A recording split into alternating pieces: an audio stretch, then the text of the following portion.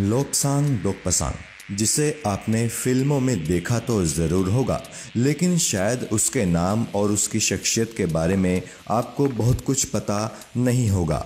ये इकलौते ऐसे एशियन हैं जिन्होंने मिस्टर न्यूयॉर्क कंपटीशन को अपने नाम किया। चंद फिल्मों में ही सही, लेकिन इन्होंने बड़े बजट की फिल्मों में बड़े किरदार निभाए हैं। किस्सा टीवी पर पेश है actor and bodybuilder Lopsang Dokpasang की कहानी। कैसे एक तिब्बती परिवार में पैदा हुए और भारत में पले बढ़े लोपसांग अमेरिका जाकर बॉडी बिल्डर बने और फिर कैसे ये एक्टिंग की दुनिया में आए, ये सारी कहानी आज हम और आप जानेंगे। Send money to loved ones abroad with Remitly, and we promise it will arrive on time.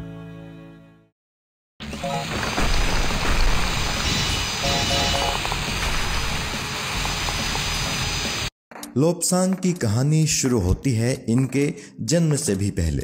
इनके पिता तिब्बत में रहा करते थे और वहां के एक नामी बिजनेसमैन थे। चीन ने जब तिब्बत पर आक्रमण कर उस पर अपना कब्जा किया था तो लाखों तिब्बतियों की तरह ही लोपसांग के पिता ने भी भारत में शरण ली थी। वे पश्चिमी बंगाल के दार्जिलिंग शहर आ गए थे। यहीं पर 2 अक्टूबर सन 1966 को लोपसांग का जन्म हुआ था। लोपसांग के जन्म के बाद इनका परिवार मसूरी आ गया और मसूरी में ही लोपसांग की पढ़ाई व परवरिश हुई। लोपसांग की पढ़ाई हुई मसूरी के नामी बोर्डिंग स्कूल विनबर्ग एलन में। इसके बाद कुछ साल इन्होंने नेपाल की राजधानी काठमांडू में भी गुजारे। काठमांडू के बाद लोपसांग पढ़ाई करने अमेरिका के लॉस एंजलिस शहर पहुंचे। क्योंकि इस वक्त तक लोपसांग ने बढ़िया बॉडी बना ली थी तो उन्हें हॉलीवुड के एक स्क्रीन राइटर के बॉडीगार्ड के तौर पर नौकरी भी मिल गई थी।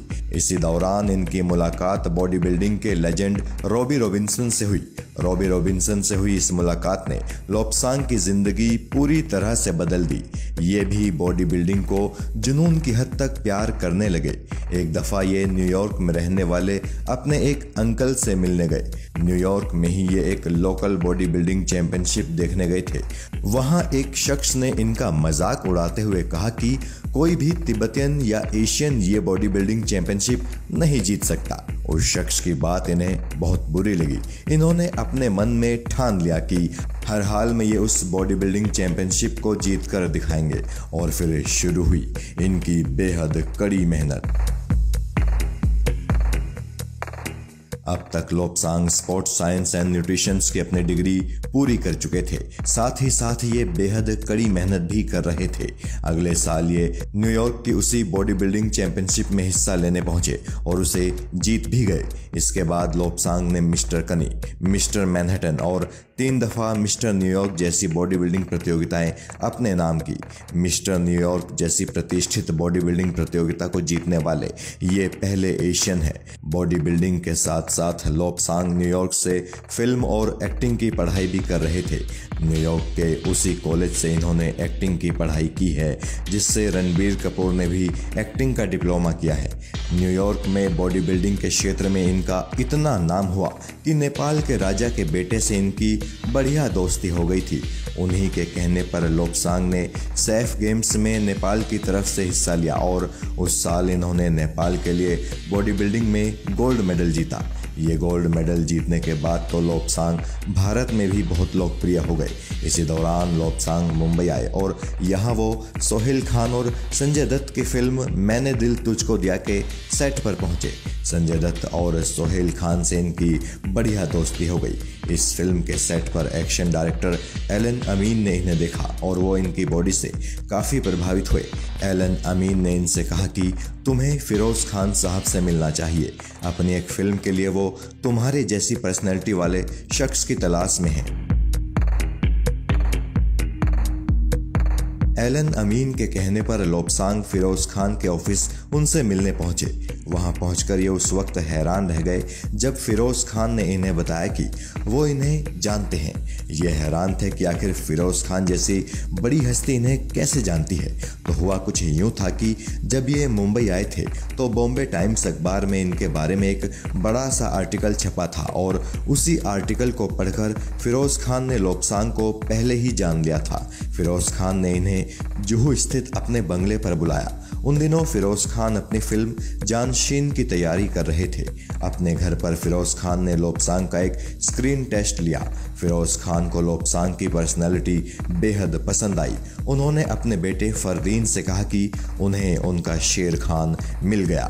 दरअसल फिरोज खान ने लोब्सांग को जानशीन फिल्म में शेर खान के रोल के लिए सिलेक्ट कर लिया था। फिरोज खान ने लोब्सांग से कहा कि तुम्हारी आंखें बेहद इंटेंस हैं, साथ ही तुम्हारी स्क्रीन प्रेजेंस और तुम्हारी डायलॉग डिलीवरी भी बहुत शानदार है। मैं तुम्हें जानशीन ही नहीं बल्कि जानशीन के बाद अपने 2 और बड़े प्रोजेक्ट्स में भी काम दूंगा। हालांकि इससे पहले कि उन प्रोजेक्ट्स पर काम शुरू हो पाता, फिरोज खान साहब ने ये दुनिया छोड़ दी। वैसे बात अगर लोब्सांग की पहली फिल्म की करें तो इनकी पहली फिल्म अक्षय कुमार की तलाश द हंट बिगिंस थी। उस फिल्म में ये करीना कपूर के बॉडीगार्ड के रोल में दिखे थे। तलाश के कुछ महीनों बाद इनकी दूसरी फिल्म आई थी जिसका नाम था जानशीन, जो कि इनकी साइन की हुई पहली फिल्म थी। जानशीन के बाद लोब्सांग ने आवारा पागल दीवाना साइन की थी। फिल्म के कुछ सीन्स की शूटिंग मस्कट में होनी थी। लोब्सांग भी फिल्म यूनिट के साथ वहां थे, लेकिन इसी दौरान फिल्म के प्रोड्यूसर फिरोज नाडियाडवाला से लोब्सांग की लड़ाई हो गई। साथ ही सुनील शेट्टी संग भी इनकी कुछ कहासुनी हुई थी। इन सब घटनाओं के बाद लोब्सांग ये फिल्म छोड़कर वापस मुंबई आ गए और फिर साल 2003 में ही लोब्सांग नजर आए अजय देवगन की सुपरहिट फिल्म कयामत में। कयामत के बाद लोब्सांग को ढेर सारी फिल्में ऑफर हुई, लेकिन चूंकि इनके किरदार बेहद कमज़ोर थे तो इन्होंने इन सभी ऑफर्स को ठुकरा दिया। इसी बीच इन्हें नागार्जुन की फिल्म डॉन नंबर 1 में मेन विलेन का किरदार निभाने का ऑफर भी मिला, लेकिन भूलवश लोब्सांग ने ये ऑफर भी ठुकरा दिया। और ऐसा इसलिए हुआ था क्योंकि लोब्सांग को इस बात का ज़रा भी अंदाज़ा नहीं था कि नागार्जुन कितने बड़े स्टार हैं। लोब्सांग के ठुकराने के बाद नागार्जुन की इस फिल्म में मेन विलेन का किरदार कैली दोरजी ने निभाया। ये फिल्म एक बहुत बड़ी हिट थी। अगर लोब्सांग उस दिन डॉन नंबर 1 का वो ऑफर ना ठुकराते तो आज शायद हालात कुछ और ही होते। लोब्सांग को राकेश रोशन ने भी क्रिस 3 में एक बढ़िया रोल ऑफर किया था, लेकिन उसी दौरान इनके बड़े बेटे लोब्सांग टाइगर का न्यूयॉर्क में जन्म हुआ था। और चूंकि लोब्सांग अपनी फैमिली को सर्वोपरि रखते हैं तो उन्होंने राकेश रोशन का वो ऑफर अस्वीकार कर दिया। हालांकि इस बात की पूरी संभावना है कि लोब्सांग क्रिस 4 में नजर आ जाएं। लोब्सांग अब अपने परिवार संग अमेरिका में ही रहते हैं। वो अब भी फिल्मों में बढ़िया ऑफर्स मिलने के इंतजार में हैं, लेकिन वो साफ कहते हैं कि घटिया रोल्स कभी स्वीकार नहीं करेंगे। लोब्सांग पहले ऐसे तिब्बतियन कलाकार हैं जिसने बॉलीवुड में भी अपना एक मुकाम बनाया। इन्होंने कुछ इंटरनेशनल फिल्म्स में भी काम किया है। साथ ही इनके जीवन पर एक पूरी डॉक्यूमेंट्री भी बन चुकी है। दलाई लामा संग भी लोब्सांग अपना काफ़ी वक्त गुजारते हैं। साथ ही युवाओं को बॉडी बिल्डिंग टिप्स देने के लिए इन्हें भारत आने के ऑफर्स मिलते ही रहते हैं। अमेरिका में अब वो एक फिटनेस गुरु की हैसियत से काम करते हैं और यहाँ के लोगों के बीच काफ़ी लोकप्रिय हैं। The New York police officer and monk नाम की एक फिल्म में तो ये लीड रोल में नजर आएंगे। ये फिल्म अंग्रेजी, हिंदी और तिब्बती भाषा में रिलीज की जाएगी।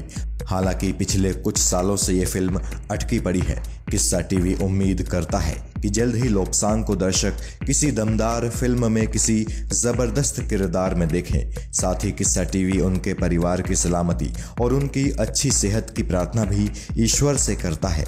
जय हिंद।